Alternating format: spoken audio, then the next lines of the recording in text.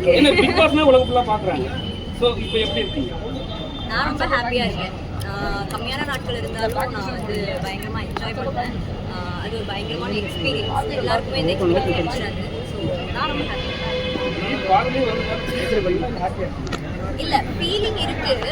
இன்னும் அதிக நாள் இருந்துட்டு இன்னும் நிறைய எக்ஸ்பீரியன்ஸ் கிடைச்சிருந்துருக்கும். பட் நான் ஹாப்பியாக தான் இருக்கேன். 20 நாள் இருந்தாலும் அந்த 20 நாள் பயங்கரமான ஒரு இம்பாக்ட். எப்படி பாக்குறீங்க? எனக்கு ரொம்ப சேடாக தான் இருக்கு. அன்பேருங்கிறது அது எப்படி நான் சொல்ல முடியாது. அது மற்றவங்க எல்லாரும் டிசைட் பண்ணுறது. எனக்கு கஷ்டமாக இருந்துச்சு. அவர்லாம் இன்னும் இருந்து அவர் பயங்கரமான டேலண்ட்டான நிறையா பண்ணுவார், என்னென்னமோ பண்ணுவார். ஸோ அவர் வெளில வந்து இருக்கணும். அவர்லாம் இன்னும் கொஞ்சம் துஷார் ஆக்சுவலாக துஷார் கரெக்டாக அந்த வீக்கு தான் அவனோட பாயிண்ட்ஸ்லாம் எடுத்து வச்சு பேச ஆரம்பித்தான். கரெக்டாக அந்த டைமில் வெளில வந்தான். வைல்டு கார்டு என்ட்ரி ஏதாவது பண்ணாங்கன்னு நினைக்கிறீங்களா? ஒரு வாரத்தில் இருந்து எக்ஸ்பெக்ட் பண்ண அளவுக்கு இன்னும் அவங்களோட கேம் கொடுக்கல. இன்னும் பார்க்கலாம், இன்னும் நாட்கள் இருக்குல்ல. இந்த கமருதோட லவ் ஸ்டோரி என்ன போயிட்டு இருக்கு? அவரு ஒரு பிளே பாய் மாதிரியே ப்ரொஜெக்ட் பண்றாங்க. அது கரெக்டா நினைக்கிறீங்க? அவரோட கேம் அவர் எப்படி அங்கே பண்றாரோ அதுதான் வருது. அவர் தான் கொஸ்டின் அவர்கிட்ட தான் கேட்கணும். அவரோட கேம் மேடம் நீங்கள் ஃபைட் பண்ணுறதுலாம் வந்து இங்கே ஸ்கிரிப்ட்னு சொல்கிறாங்க. அதெல்லாம் எப்படி? எதுவுமே ஸ்கிரிப்ட் இல்லை, எல்லாமே உள்ள வந்து நேச்சுரலாக நடக்குது. ஸோ ஸ்கிரிப்ட் எல்லாம் ஆனால் பிஆர் டீம்னு ஒன்று சொல்கிறாங்க. அது பிஆர் டீம் நீங்கள் நம்புறீங்களா? இருக்கும் ஆப்வியஸாக. அப்போ உங்களுக்கு இருக்காங்க. ஏன்னா நான் வச்சுட்டு போகல. அதுதான் நான் தப்பு பண்ணிட்டேன்னு நினைக்கிறேன். ஆக்சுவலி வெளியில் வந்து நான் ஃபீல் பண்ணது வந்து அது ஒரு விஷயம் தான். ஏன்னா மற்ற பிஆரில் தான் போட்டு என்னை அடின்னு நடிச்சிருக்காங்க. ஸோ பிஆர் வைக்கிறது தப்புன்னு தான் நான் சொல்ல மாட்டேங்க. காசு இருந்தால் எல்லோரும் வைக்கலாம். என்கிட்ட காசு இல்லை, நான் வைக்கல. ஸோ ப்ரொமோஷன் தானே, நம்ம தான் ப்ரொமோட் பண்ணிக்கணும். வேறு யார் ப்ரொமோட் பண்ணுவா? நம்ம ஒன்று பண்ணுறோம். இப்போ ஒரு படம் பண்ணுறோன்னா நம்ம தான் அந்த படத்தை ப்ரொமோட் பண்ணுறோம். ஸோ இப்போ பொலிட்டீஷியன் அவங்கள ப்ரொமோட் பண்ணிக்கிற மாதிரி இது அப்படி தான். பிஆர் வைக்கிறது ஒன்றும் தப்பு இல்லை. ஆனால் என்னென்னா அடுத்தவங்களை அடித்து அவங்களோட இதை கொண்டு போகணுங்கிறது இல்லை. எல்லாருமே கஷ்டப்பட்டு தான் அந்த பொசிஷன் வந்திருக்காங்க. ஸோ ஒருத்தவங்களை அடிச்சு கீழே தள்ளி அவங்களோட கண்டஸ்டன்ட்டை மேலே ஏற்றுங்கிறது இல்லை. அந்த மாதிரி பிஆர் ஒர்க் பண்ண தேவையில்லைன்றது தான் என்னோட. குரூப்பிசம் இல்லைன்னு சொல்லுவாங்க. ஆனால் வந்து ஆதிரை மட்டும் தான் குரூப்பிசம் விளையாடினாங்க. ஆனால் அது யாரும் சப்போர்ட் பண்ணல. ஆதிரை குரூப்பிசம் இல்லைன்னுலாம் நான் சொல்ல மாட்டேன். நீங்கள் இருந்தீங்களா? அது குரூப்பிசம் அப்படின்னு நம்ம சொல்லக்கூடாது. அது ஒரு குரூப்பாக ஃபார்ம் ஆகும். எந்த இடத்துக்கு நம்ம போனோம்னாலும் ஒரு ஃப்ரெண்ட்ஷிப் குரூப் ஃபார்ம் ஆகும். ஸோ அதை வந்து நம்ம குரூப்பிசம் அப்படிங்கிறது ஒரு டேர்ம் கொண்டு வந்திருக்காங்க.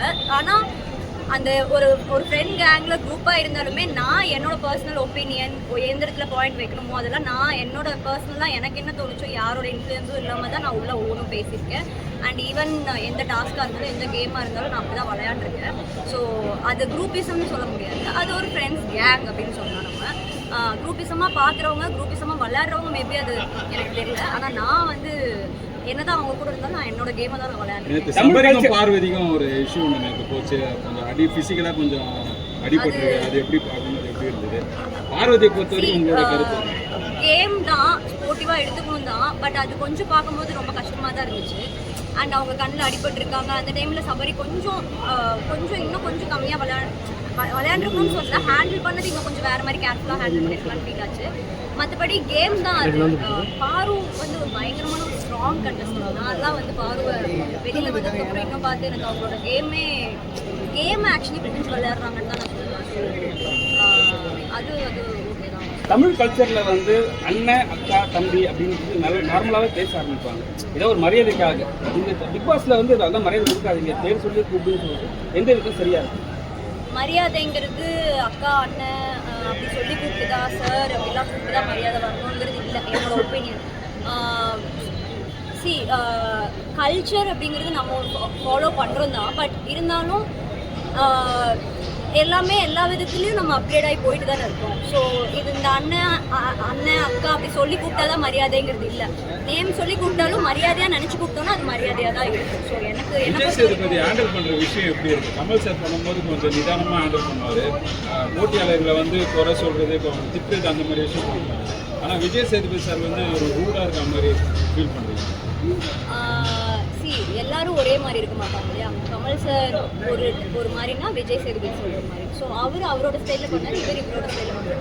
நார்மலாகவே நமக்கு ஜென்ரலாகவே தெரியும் விஜய் சேதுபதி சார் கொஞ்சம் நல்லா ஃபன்னான ஒரு பர்சன் தான், எல்லாருக்கிட்டையும் ஜாலியாக பேசுகிற ஒரு பர்சன் தான். இந்த இடத்துல அவர் ஸ்ட்ரிக்டாக பேசுகிறாரு, கோபமாக பேசுகிறாருன்னா அவரோட பொசிஷன் அப்படியே அவர் அந்த போஸ்ட் பொசிஷனில் இருக்காரு. ஸோ அவருக்குன்னு சில இதெல்லாம் இருக்குது ஃபாலோ பண்ணுறது, அவரோட டியூட்டி அவர் பண்ணுறாரு. அதை நம்ம திட்டுறதா உள்ளே இருந்த நாங்கள் கமல் சாராக இருந்தாலுமே எங்களுக்கு எந்த அளவுக்கு பயம் இருக்குமோ அதே பயம் எங்களுக்கு விஜய் சேதுபதி சார் வந்தாருனாலே எங்களுக்கு வந்து ஒரு பயமாக தான் இருக்கும். ஸோ ஒவ்வொருத்தவங்க ஒவ்வொரு மாதிரி இருப்பாங்க. ஸோ அவர் ஒரு மாதிரினா இவர் ஒரு மாதிரி.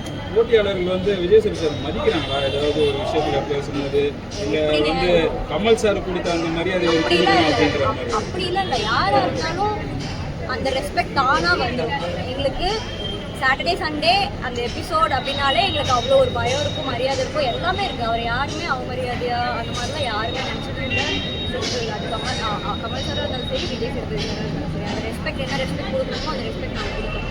அப்படிலாம் அது தப்பாக தான் பார்க்குறாங்க மூவி பற்றி ஆனால் கேட்க மேடம், நான் கேட்குறேன், கண்டிப்பாக கேட்குறேன். வாட்டர்மெலன் பற்றி என்ன நினைக்கிறீங்க? வாட்டர்மெலன் வந்து நீங்கள் உள்ளே பார்த்துருப்பீங்க, இது ரீல்ஸ் பண்ணுவார், நீங்கள் வெளியே வந்து பார்க்குறீங்க, என்ன தோணுது? எனக்கு உள்ளே பார்த்தப்பையும் என்ன தோணுச்சோ அதே தான் வெளியே தோணுது. அவர் ஆக்சுவலி பர்சனாக ஒரு நல்ல மனுஷன் தான். அவர் ஃபன்னாக இருக்கும், ஜாலியாக இருக்கும். எனக்கே ஃபஸ்ட்டு ஒரு ஒப்பீனியன் இருந்துச்சு, இவங்க இந்த மாதிரி பண்ணவங்களெல்லாம் ஏன் உள்ள எடுத்துகிட்டு வந்து வச்சுருக்காங்க அப்படின்னு. ஓகே, என்னமோ ஒன்று வந்துட்டாங்க, பட் நாங்கள் அவங்க கூட தான் ட்ராவல் பண்ணுங்கிறப்போ நாங்கள் எல்லாருமே நல்லா மிங்கிள் ஆகி நல்லா பழக தான் ஆரம்பித்தோம். ஸோ நல்ல மனுஷன் தான் அவர். ஒரு ஒரு ஒரு வகையான அவருக்கு கேம் நல்லா தெளிவாக தெரியும். ஒரு வகையில் அவர் ஒரு இன்னசென்ட் தான், ஆனால் நல்ல மனுஷன். பிக் பாஸ் மறுபடியும் உங்களுக்கு கூப்பிட்டா நீங்கள் போவீங்க? கண்டிப்பாக. இப்போ வந்து பிக் பாஸை பேன் பண்ணி ஒரு போயிட்டு இருக்குது, பேன் பண்ணுங்கன்னு சொல்லிட்டு வார்னிங் நாங்கள் பார்த்துருக்கீங்க, உங்களுக்கு என்ன தோணுது?